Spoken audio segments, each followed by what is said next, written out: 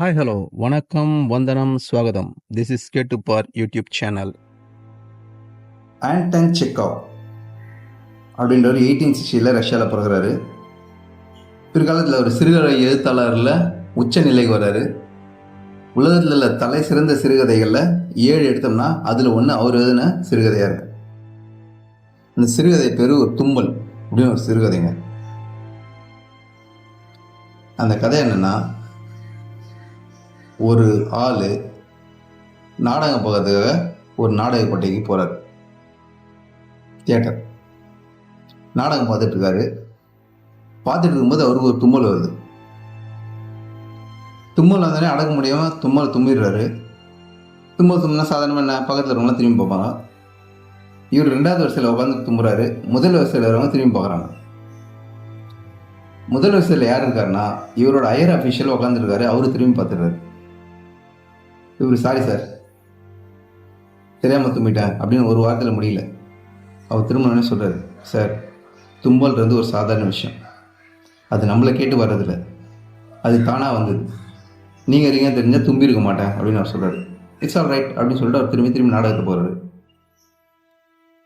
திரும்பவும் கொஞ்ச நேரம் பொறுத்து அவரை தட்டி கூப்பிட்டு, சார் தும்பல்றது சாதாரண விஷயம், நீங்கள் இருப்பீங்கன்னு தெரிஞ்சால் நான் தும்பியே இருக்க மாட்டேன், அது எனக்கு அறியாமலே வந்துருச்சு அப்படின்றாரு.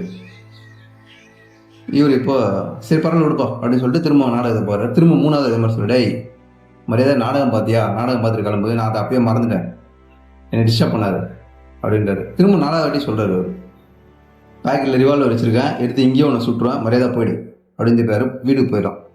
வீட்டுக்கு போயிட்டு சோகமாக இருக்கான். அவங்க ஒய்ஃப் கேட்குறாங்க, என்னங்க ஆச்சு அப்படின்னு. இல்லை, இந்த மாதிரி நான் தேட்டரில் நாடகம் பார்த்துட்டு இருந்தேன், என்னோடய ஹையர் அஃபீஷியல் முன்னாடி உட்காந்து இருந்தார், தெரியாமல் தும்பிட்டேன், அவர் கோவப்பட்டார். அவங்க சொல்லுவாங்க, ஐயோ இருக்கிறத இந்த ஒரு வேலை தான், நீங்கள் நேராக போய்ட்டு அவர்கிட்ட மன்னிப்பு கேட்டுருங்க அப்படின்னு. இவன் நைட் என்ன பண்ணுறான்னா, அவர் வீட்டுக்கு போகிறான் மன்னிப்பு கேட்கறதுக்காக. நைட்டு 12 மணி காலிங் பெல்லை தட்டுறான். அந்த ஊர்லேயே 2 பேர் தான் அவர் நைட்டில் கூப்பிடலாம். ஏன்னா இவர் அந்த மிலிட்ரியில் ஹையர் அஃபீஷியல் ஆகிறாரு. அந்த ஊர் கவர்னர் கூப்பிடலாம், இல்லை மினிஸ்டர் கூப்பிடலாம். இவர் நினைக்கிறாரு யாரோ தான் நம்ம கூப்பிட வந்திருக்காங்க, ட்ரெஸ்ஸஸ்லாம் போட்டு துப்பாக்கிலாம் எடுத்து வச்சுட்டு சூட்லாம் போட்டு வெளில வந்து நிற்கிறாரு. பார்த்தாங்க, சார் தும்மல்ன்றது ஒரு சாதாரண விஷயம், டேய் அங்கேயாவது பரவாயில்ல, தேட்டர் இருந்துன்னு பார்த்தேன், இங்கேயே உன்னை சுட்டு தள்ளுவேன், மரியாதை போடா அப்படின்னு திட்டி அனுப்புறாரு. நேராக வீட்டுக்கு வரான். வீட்டுக்கு வந்து படுத்து தூங்குறான். காலையில் பார்த்தா கனமாக தான் இருக்கிறோம். படுத்து தூங்கினவனுக்கு ஹார்ட் அட்டாக்லேயே இறந்துடுறாங்க. இது என்னென்னா அவனோட எண்ணம். பாரதியார் சொன்ன மாதிரி, எண்ணிய முடிதல் வேண்டும், நல்லதே எண்ண வேண்டும். நல்லதான் நினச்சிட்டு படுத்துருந்தானா அவனுக்கு ஒன்றுமே இருக்காது. இவன் என்ன ஆகுமோ ஏதாகுமோ நினச்சி படுத்ததுனால அந்த மாதிரி ஆச்சு. மூளைக்கு 3 வித்தியாசமான இலக்கணம் இருக்குங்க. ஒன்று என்னென்னா, எந்த ஒரு பொருளை பார்க்குதோ உடனே அந்த பொருளை ரிஜிஸ்டர் பண்ணும். ரிஜிஸ்டர் பண்ணதுக்கப்புறம் அதுக்கு தேவையாக இருந்தால் உள்ளே வச்சுருக்கோம், தேவையில்லாம் அப்போயே அரெஸ்ட் பண்ணும். 2வது குவாலிட்டி ஸ்பீடு. எவ்வளோ ஸ்பீடாக நம்ம இப்போ ஒரு சின்ன வயசில் ஏதோ ஒரு பொருளை பார்த்துருப்போம், இப்போ ஒரு 50 வயசு 60 வயசு ஆகும்போது கூட டக்குன்னு அதே மாதிரி ஒரு பொருளை பார்த்தோன்னா கம்பேர் பண்ணணும், அந்த பொருள் தானே இந்த பொருள் அதே மாதிரி இருக்குது அப்படின்னு.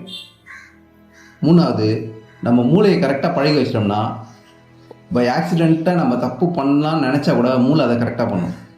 எப்படின்னா, நம்ம இப்போ சாப்பிட்றோம், நம்மகிட்ட யாராவது நேற்று என்ன சாப்பிட்டீங்க அப்படின்னு கேட்டோம்னா, நேற்று இதை சாப்பிட்டோங்க அப்படின்னு நம்ம சொல்கிறோம். முந்தா நேற்று என்ன சாப்பிட்டீங்கன்னா கொஞ்சம் யோசிப்போம், முடிஞ்சால் சொல்லுவோம், இல்லைன்னா தெரியாதுன்றோம். ஒரு 40 நாள் முன்னாடி கரெக்டாக இந்த டேட்டில் என்ன சாப்பிட்டீங்கன்னா நம்ம சொல்ல தெரியாது. ஏன்னா மூளை என்ன பண்ணோம்னா, அதெல்லாம் அதுக்கு தேவையில்லை, நேற்று சாப்பிட்டது மட்டும் தான் தேவை, மீதெல்லாம் அதுக்கு அவசியமே இல்லைன்னு சொல்லிட்டு அதை எல்லாத்தையும் டெலீட் பண்ணிவிட்டு நேற்று சாப்பிட்டது இன்னைக்கு சாப்பிட்டது மட்டும் தான் ஞாபகம் வச்சுக்குவோம்.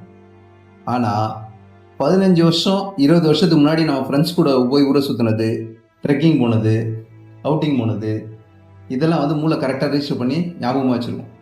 யார் ஃப்ரெண்ட்ஸு, அவன்லாம் எந்த ஊரில் இருந்தான், எவ்வளோ நாள் நம்ம அவங்கள்ட்ட ஃப்ரெண்டாக இருந்தோம், எத்தனை வயசுலேருந்து அவனை தெரியும், எந்த கிளாஸு, எந்த ஸ்கூலு, எந்த காலேஜு, எல்லாமே மூளை ஞாபகம். ஏன்னா அதுக்கு தெரியும் இதெல்லாம் பிற்காலத்தில் உதவுன்னு அதே ரெஜிஸ்டர் பண்ணி வச்சுருக்கோம். இன்னொன்று, நம்மளோட பேர், பிறந்ததுலேருந்தே நம்ம பேர், அப்பா அம்மா பேர், அண்ணன் தம்பி பேர், நம்ம ரிலேஷன் பேர்லாம் நல்லா ஞாபகம் இருக்கும். நம்ம பிறந்ததுலேருந்து இறக்குற வரலையும் அதுக்கு தெரியுது இந்த பேர்லாம் கன்ஃபார்மாக தேவை, என்றைக்காக ஒரு நாள் இவனுக்கு தேவைப்படும்னு. பல வருஷம் ஆனாலும் அது ஞாபகம் வச்சுருக்கு.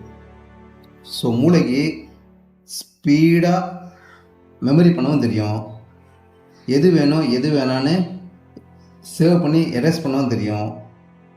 அதே மாதிரி நம்ம தான் தப்பு செய்யணும்னு நினச்சா கூட ஆல்ரெடி நம்ம செஞ்சு மூளையை பழகி வச்சிருந்தோம்ல, அது எது கரெக்டோ அதுதான் செய்யும். அதனால நம்ம மூளையை நல்லபடியாகவே கரெக்டாக பழகிட்டோம்னா அது தன்னால் அதே டியூன் ஆகிடும். நம்ம ஒன்றுமே பண்ண தேவையில்ல. இவன் அந்த மூளையை நல்லதாக இல்லாமல் எல்லாத்துக்கும் பயந்து பயந்து பழகுறதுனால அந்த மூளை வேறு மாதிரி செயல்படுது. இவனுக்கு ஹார்ட் அட்டாக் வந்து. பயம் இருக்கலாங்க. எதுக்கு பயப்படணுமோ அதுக்கு பயப்படணும். எதுக்கு பயப்படலாம்? எவ்வளோதான் பெரிய வீர தீர சூரனாக இருந்தாலும் பொய் சொல்கிறதுக்கு பயப்படணும், திருட்டுக்கு பயப்படணும், இதெல்லாம் கண்டிப்பாக பயந்து தான் ஆகணும். இதான் வள்ளுவர் சொல்கிறாரு, அஞ்சுவது அஞ்சாமை பேதமை, அஞ்சுவது அஞ்சல் அறிவார் தொழில். எதுக்கு பயப்படணுமா அதுக்கு பயப்படணும், எதுக்கு பயப்படக்கூடாது அதுக்கெல்லாம் பயப்படக்கூடாது. இவன் எல்லாத்துக்குமே பயந்ததுனால அவனுக்கு இந்த மாதிரி ஒரு நிலைமை.